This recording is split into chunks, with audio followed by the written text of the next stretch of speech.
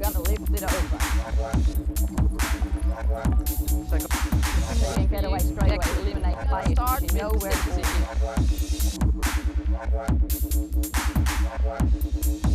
ball is. Hello and welcome to this week's episode of Hockey Zone. Today we come from University of Queensland, where I'm standing on what we hope within 12 months will be an international grade hockey centre. Today we meet up with Paul Clayton, Facility Manager of University of Queensland. I'm the sporting link, if you like, between us and the university on all the major projects that we've got going with the university. Some of them small refurbishment works from 300,000 up to major projects like the synthetic turf project that we've got rolling at the minute. We talked about the fact that we've invested a lot of money to this point, and we're going to be investing a lot of money to make sure that this is right. So we decided that it's important that we have somebody whose focus is on the facilities and the facility development. So since kind of January, it's been a very firm focus of mine, this and a few other large projects. So how much has that investment from university been so far, and how much do you expect the total bill to be? Okay, so I'd say we're into about $250,000 at this point. There's been a lot of work done with regards to structural engineering, geotechnical work on the ground, obviously architects, quantity surveyors, so on and so forth. So we're at the point where we are at 70% of the design development, which means that in the next week or so we will have a tender package ready to go out to 6 nominated construction companies to find out where we are exactly. The quantity surveyor estimate is somewhere between 26 and 28 million at the minute. That's obviously including the car park, which is a very large component of the project.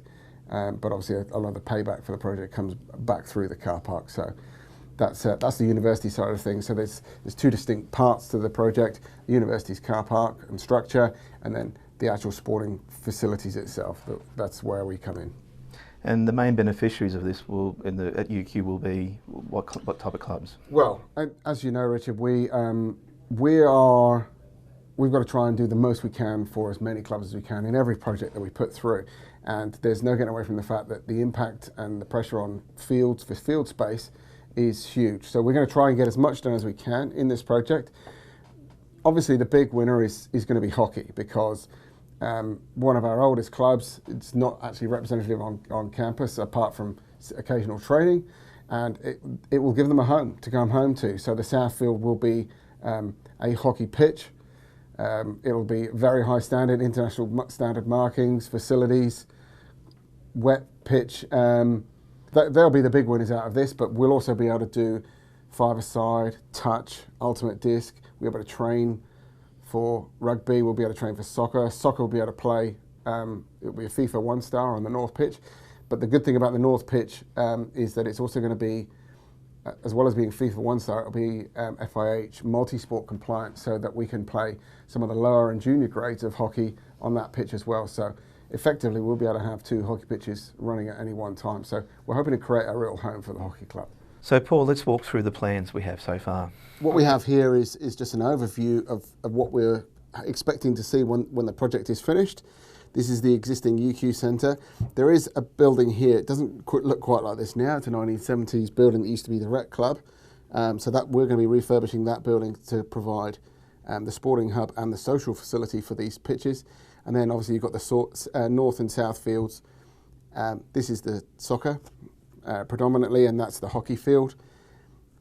At both ends you'll see, I'll show you some more detail in a minute, we've got very large swales, because one of the concerns of the university was that this didn't, especially the car park of this, didn't overcome the campus. It wasn't visually unattractive. So there's going to be landscaping all around both sides of it, and then we've got these very large axonometrics metal frame structures at each end that it'll to some extent hide the pitches from view from each of the ends, but it'll also create quite an interesting architectural feature that ties in with a lot of other architectural features, both in the sports hub, the fencing, some of the walls and everything. So that should be really interesting.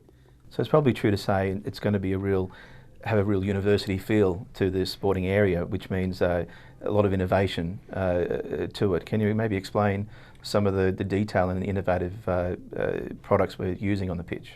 Yeah, absolutely. So What we've changed is put this up out of the floodplain, because that was obviously a serious concern, putting $3 or $4 million worth of sporting equipment in the floodplain. The pitches will be watered from the water tanks, which is all recovered water, partly from the actual pitches themselves, but largely from the top of the UQ Centre. We're going to have solar hot water in the facility here. It's all about getting as many hours use out of the facility as we possibly can, as opposed to the 20 to 23 that we can get out of a normal turf pitch. Paul, we're looking at a cross-section of the fields. Can you walk us through it? Absolutely. So the first thing of note is that you can see that the whole thing's built on top of a car park. So there's about 512 car parking spaces. So the actual facility itself will be well served for parking. What this area, the deck area where the actual sporting fields are, that will ties into the existing building. That's currently the top floor of that building. So what you see here, the sports hub, the social space, that is all going to be new above ground. Right. The lift shaft here, it will be a new construction with glass at the back and glass at the front, so that nobody ever feels, no matter what time of the night it is, that they're isolated in that space. The whole thing's obviously going to be very well lit. Interestingly, we'll be one of the first installations, I think, in Australia that will have hockey on LED lighting as well. Right. So there's a significant investment in the lights, and they've been designed so that actually the whole pole can tilt down and be maintained at field level, so that we don't have to worry about weight loading on either of the turf with regards to putting cherry pickers and so on and so forth. Obviously, the university is very keen to try and reduce its footprint with regards to cars and carbon. There's going to be nearly 500 places to park bikes along the riverside of the facility, including a water station, bike repair station, and some bike lockers, as well as normal bike locks. The only other thing that was of a major concern, and it's not so much about sustainability, but with regards to synthetic turf, is heat. They do generate a lot of heat, more so than normal turf. So we've gone to the additional expense on the north field of having green EPDM, which is like a rubber-based fill. It's not made of the black tyre stuff. It's specifically for synthetic pitches, which reduces the ambient temperature of the surface by about 10 degrees. So that'll be a real plus as well. Another important aspect for the university is how things look, the aesthetics. Absolutely. What are we looking at here? Firstly, we've got the edge protection fencing, which is the lower fence around the edge, which is pretty much right the way around the facility. You'll see that rather than just going straight up, there's lots of different angles involved. And that's to mirror the end swales, these very large axonometric fences that they're putting into, predominantly from the new link access, from that end, so that people don't necessarily have their eye drawn to it, but from both the bottom and the top, you'll be able to view the pitch if you so wish. There's also obviously the safety fence with regards to trying to keep the balls from too many balls going over the top. Ended up choosing the cord mesh fencing, which is a smaller nylon fence rather than the chain mesh fence. One, it absorbs a lot more power very quickly. It seems to outlast chain link fence, but also the beauty of it is it being black, it disappears from your eyesight. So how many people will walk past this facility? Oh, literally hundreds of thousands. It's something like 30,000 people a week go past this facility. So it's important to the university that it fits in with the rest of the campus, but also we produce not just a quality product, but something that really looks great and looks something that UQ can be proud of, because students want good sporting facilities. That's what draws them, because there's lots of places do lots of similar degrees. At the end of the day, a lot of your decisions are going to come down to your choice of campus life. Can you walk us through what the dugouts would look like? Absolutely. So this is a typical dugout. What we've done is mirror the dugouts north and south field, so that we're future-proofed, if you like. So if at some point we build additional pitches elsewhere on campus, we could possibly convert these to two hockey variants. So we've got two dugouts here and here. These have got double rows of seating, area at the back for bags, and there's a water bubbler. In the centre is the technical area, so we've got seating space, desk, hard front for protection, and then that's got a glass back for weather protection in that space there. And then at either side we've got storage areas for club equipment and so on. So, and this is just the view from, if you were looking from the riverside, the whole dugout itself actually cantilevers over the edge outside of the car park and is actually over the top of the bike lockers. Richard, what you can see here is we've got the two main home changing rooms on the same level as the actual synthetic turf. the large canteen, possible pro shop space here, site office and first aid. But what we've also done on feedback from the student union is rather than have a male and female toilets, what we've done is got gender neutral toilets, a pair either side of the building. What the car park's done for us is two large things really. One, it makes it the financial model viable because obviously the car parking is all paid for, so that allows the feedback into paying back for the structure in a reasonably quick time frame. Secondly, like you said, parking on campus is always hard, is always a challenge. So if you can see the UQ Centre car park that is under the UQ Centre currently, we're more than twice the size of that, so that's 512 car parks between the two. The bike space is right along the back side here, so we've got nearly 500 bike racks down the back.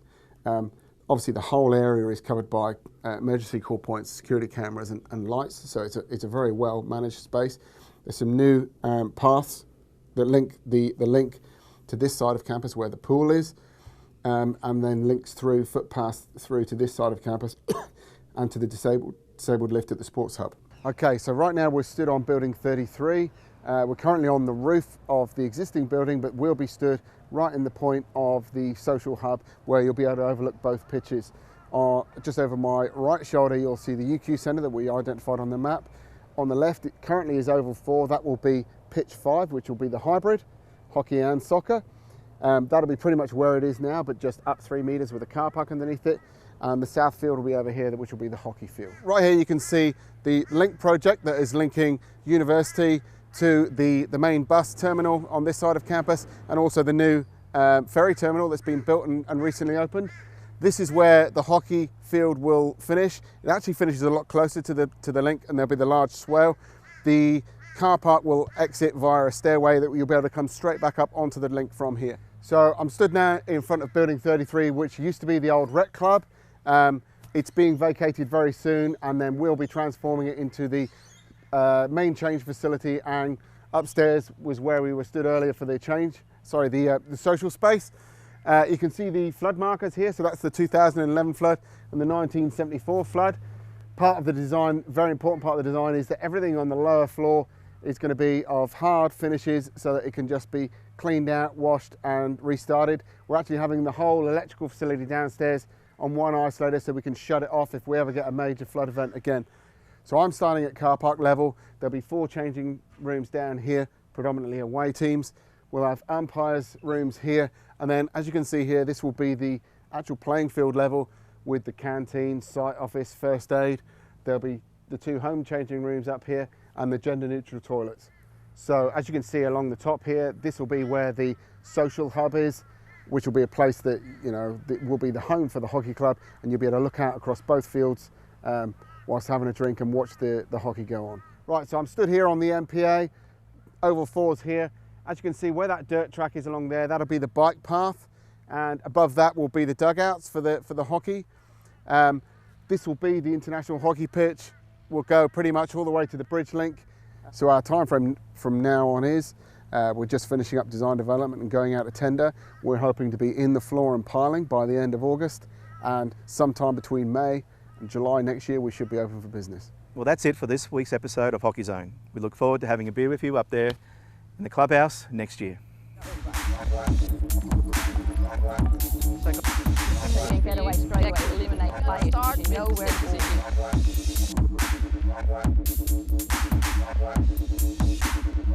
be.